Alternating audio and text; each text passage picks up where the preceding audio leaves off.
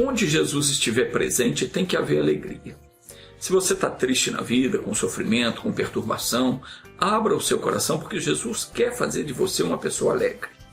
Jesus disse que o reino dos céus é semelhante ao fermento que se coloca na massa do pão ou do bolo. Um pouquinho de fermento, quando misturado na farinha, ele leveda toda a massa. Jesus disse que também o reino dos céus é assim. Não precisa muito. Um versículo que você entender já é mais do que suficiente para transformar toda a sua vida e alegrar todo o seu coração. Porque a palavra é o próprio Senhor Jesus. Quando você entende a mensagem e aquela mensagem entra no seu coração, ela tem todo o poder necessário para curar o seu corpo de qualquer enfermidade, libertar você de qualquer opressão maligna, tirar você da angústia e alegrar você completamente. Porque quando Jesus entra na vida de alguém, é para pôr em liberdade e resolver todos os problemas. Por isso eu convido você a assistir os nossos vídeos, ouvir a pregação até o final, porque eu tenho certeza que Jesus não mentiu quando ele disse que o reino dos céus é igualzinho ao fermento, que quando misturado na farinha, leveda a massa inteira. Ouça a mensagem que Deus tem nos dado todos os dias. Assista aos vídeos e você verá que a sua vida será toda ela levedada, isso é, transformada pelo poder de Deus, que como um fermento vai alegrar todo o seu viver. Hoje eu vou falar sobre uma figueira que não produzia frutos. Talvez a sua vida esteja assim também. Há quanto tempo você está na mesmice? Não faz nada diferente, sua vida não melhora em nada, você não cresce, não prospera, a coisa não melhora, não deixa de ouvir essa mensagem. Se você está assim, preste atenção no que nós vamos falar agora. Eu já volto.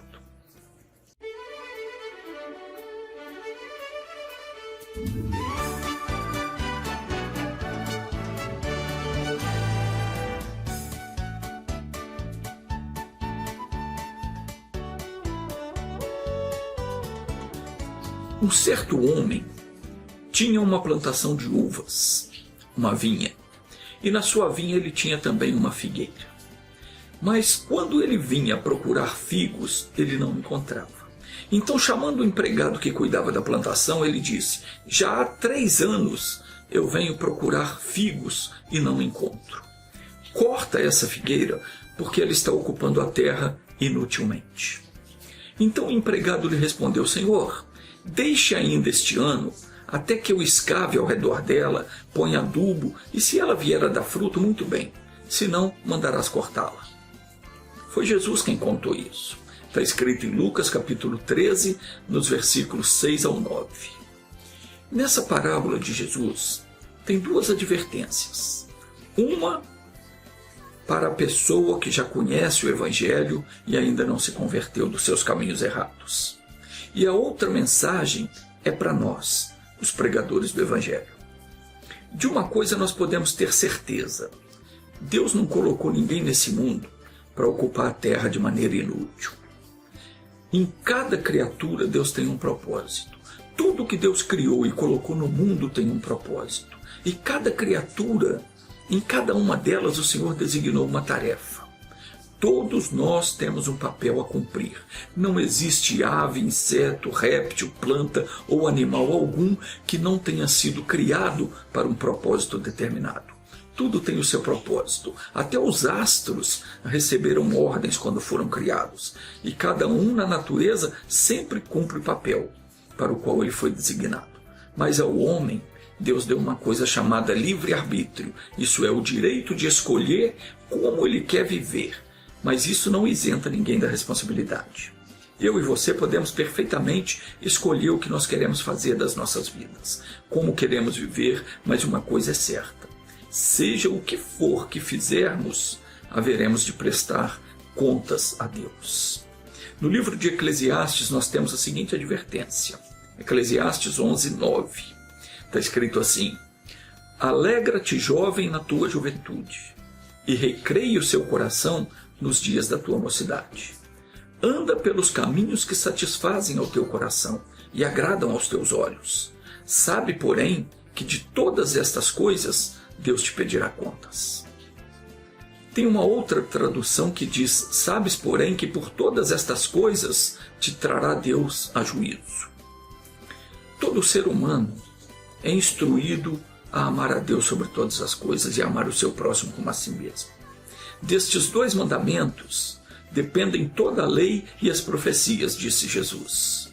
E também pelo próprio Senhor Jesus nós fomos ordenados a pregar as boas novas e a fazer as mesmas obras que ele fez durante o seu ministério terreno.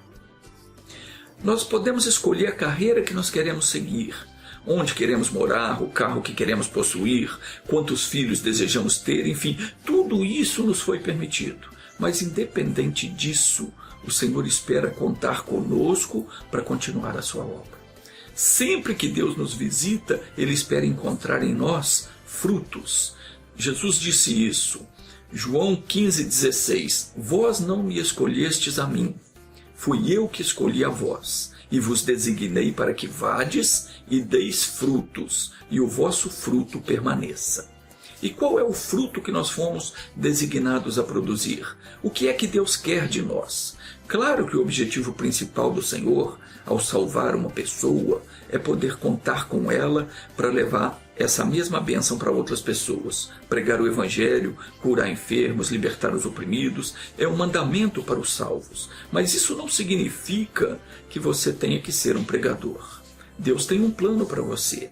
Ele pode querer fazer de você um empresário de sucesso, uma dona de casa de sucesso, não importa aonde Ele te coloque e qual é a tarefa que Ele te dê para realizar.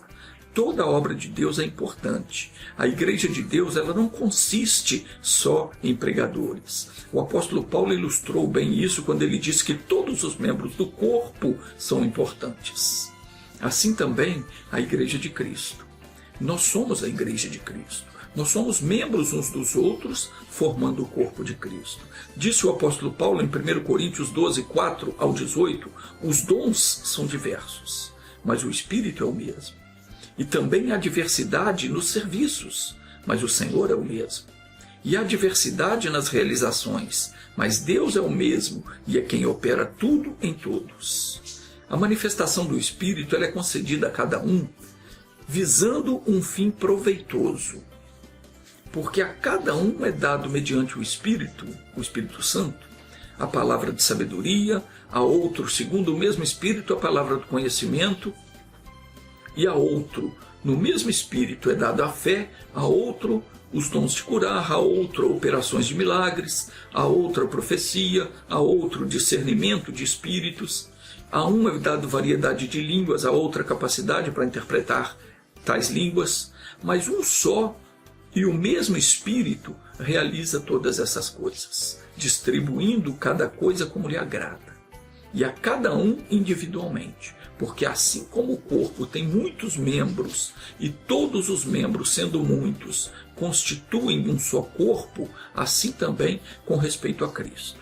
Porque em um só Espírito, todos nós fomos batizados em um corpo, quer judeus, quer grego, quer escravo, quer livre, e a todos nós foi dado beber de um só Espírito. Porque também o corpo não é um só membro, mas muitos. E se o pé disser, porque eu não sou mão, eu não sou do corpo, nem por isso ele deixa de ser do corpo. Se o ouvido disser, porque eu não sou olho, não sou do corpo, nem por isso ele deixa de ser. Se todo o corpo fosse olho, onde é que estaria o ouvido? Se todo o corpo fosse ouvido, onde estaria o olfato? Mas Deus dispôs os membros, colocando cada um deles no corpo, onde bem lhe pareceu. Então veja bem, não importa para Deus quem você seja, qual a sua profissão, onde você mora. Não é isso que importa. Deus não olha a sua estatura, não olha a cor da sua pele, não olha a sua posição social, não olha a sua situação financeira. Quando Ele te chamou para ouvir o Evangelho, Ele o fez porque Ele quer fazer de você uma pessoa vitoriosa e quer te dar tudo o que você precisa para ser feliz de verdade.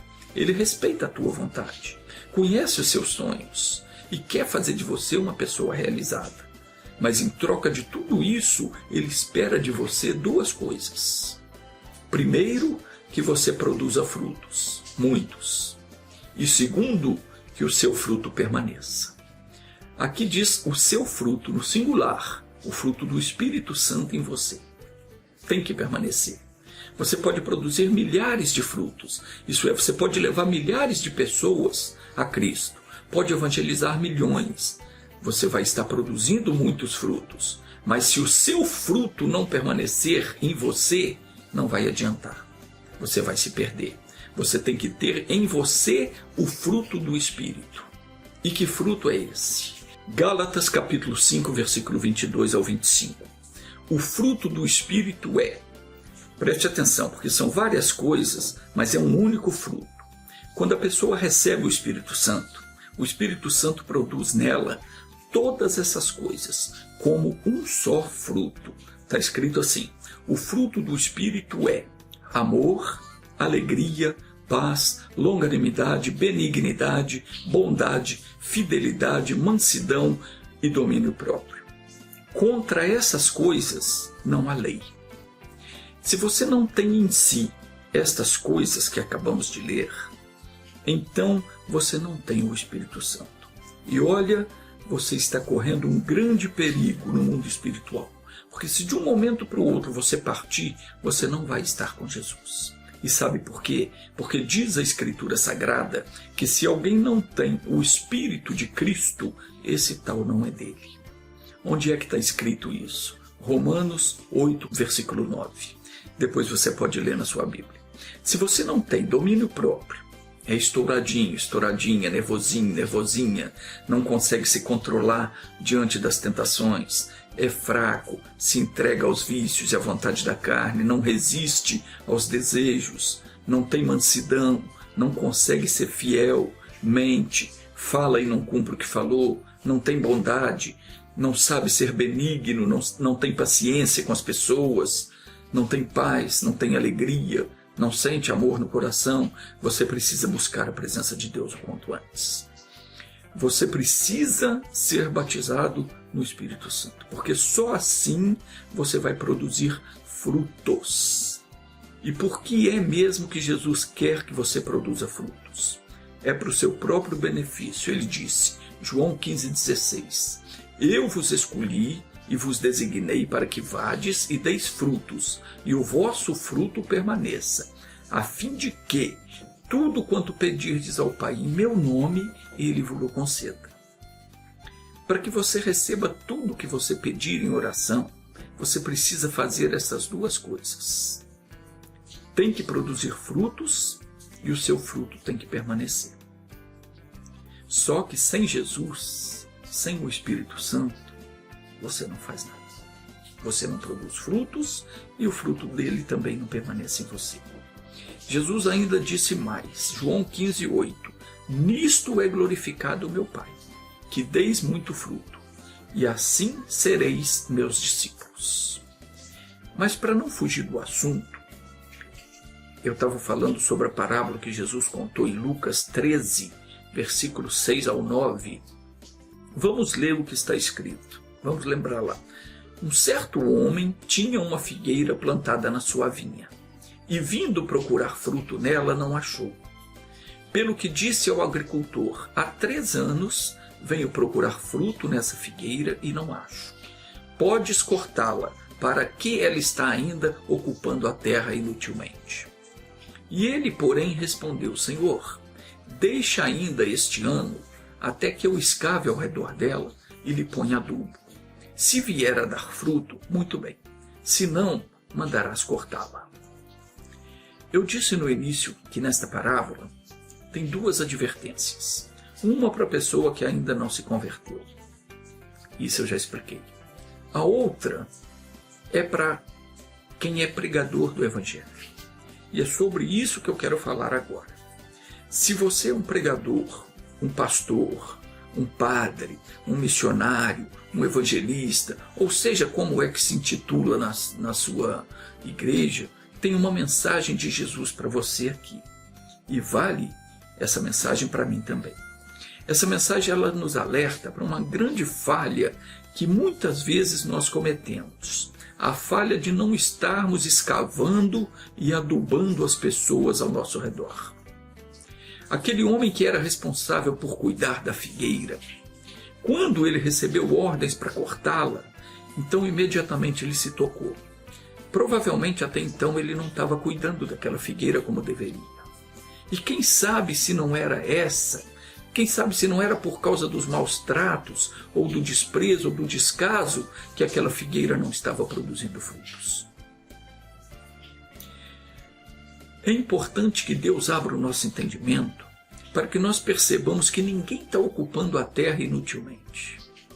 Muitas das vezes a culpa é nossa, por estas pessoas não estarem produzindo frutos.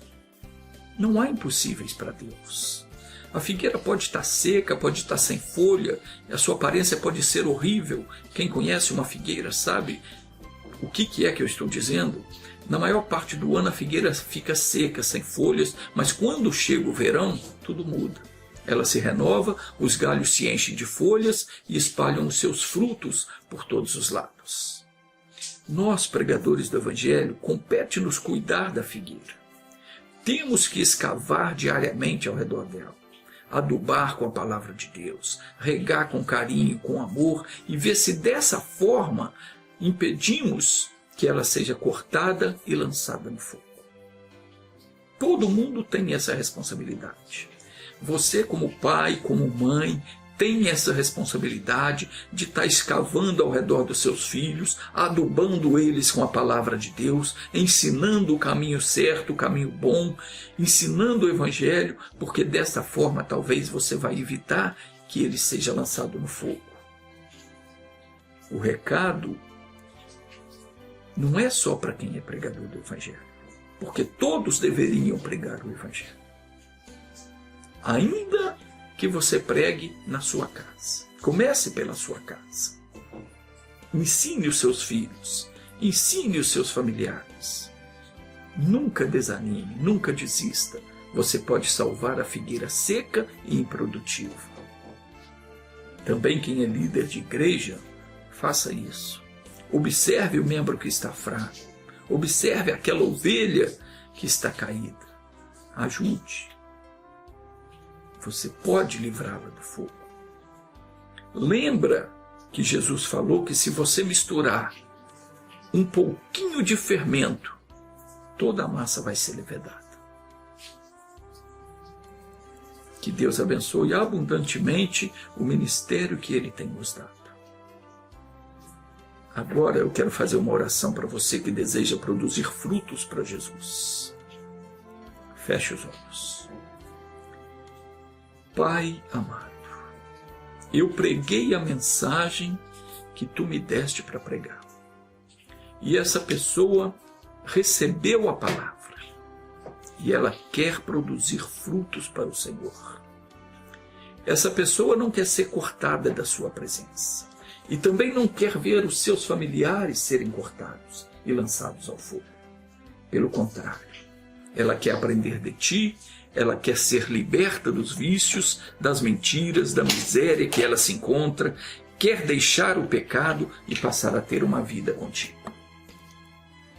Pai, em nome de Jesus, eu te peço, visita essa pessoa que está com os olhos fechados e está orando comigo, dizendo: eu quero ser uma nova criatura, Senhor. Oh, meu Deus, faça-se presente onde essa pessoa está, porque estamos reunidos em Teu nome. Mesmo que fisicamente estamos longe um do outro, na fé nós estamos unidos. E o Senhor disse que onde 2 ou mais se reunissem em Seu nome, ali o Senhor estaria presente. Eu tenho a certeza que o Senhor já está presente aqui e aí onde essa pessoa se encontra. E eu te peço, derrama o Teu poder agora e que todo o mal que está oprimindo essa vida, seja dor em qualquer parte do corpo, seja tristeza, mágoa, angústia, sofrimento de qualquer espécie, em nome de Jesus, eu mando que saia, vá embora.